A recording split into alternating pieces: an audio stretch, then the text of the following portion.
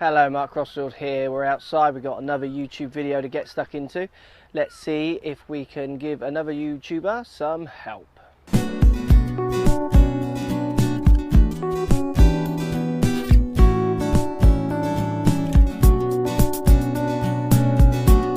Okay, video, driver here hitting in a net. What we're going to notice is you get a little bit in a mess with your takeaway, and what this causes is your off-plane downswing, basically. Let me show you what I mean. You get a little bit flat with that driver path on your backswing for my liking. You're just hinging your wrists, slightly curving your wrists over, so you're just slightly flopping your wrist back, so you're actually opening the blade up, twisting your wrists on the backswing, which just gets the shaft laying off slightly flat on the backswing. What this causes is this kind of laid off wrist set. So what I mean by that is we get this very laid off wrist set on the top of your backswing. This club should be at this stage coming much more up towards your target line. You then try to recover that on the way down by undoing your wrist in the same fashion, which gets you hitting very much across the face of the ball, which gives you this pull shot that you mentioned. So look, we're looking at a backswing from a stronger hitter. If I get my driver here, actually let's pretend that ball is teed up. In fact, I think I've got a tee in here. Okay, let's tee this up. Let's do this properly. Right, so for you, your backswing is coming back.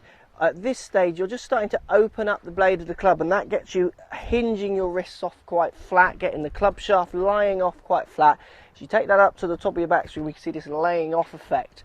Then also what happens on the downswing, you're literally now unhinging your wrist this way at the ball.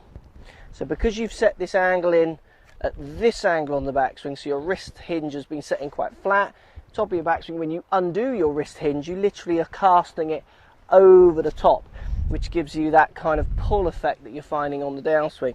So what I'd really like to see you try to do a little bit more of is when you get the club back to this position where your left arm is more level with the ground, so parallel to the ground, you want to try and get the shaft of the club pointing just down at the ball.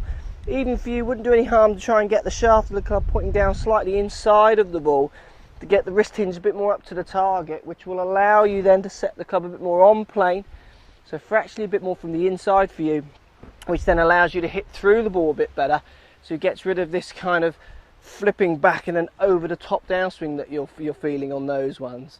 So really it's a case of doing enough drills where you take the club back, stop it when your arm's parallel to the ground, and you're looking at trying to get the shaft of that club down to the ball, not outside it, and even slightly inside of it down to about here if you can. If you can do that, you're going to find that you get much more on plane on the backswing and the downswing, and you're going to find you hit some straighter shots. I hope that helps. Thanks for sending in the video. See you in the next video, guys, and thanks for watching.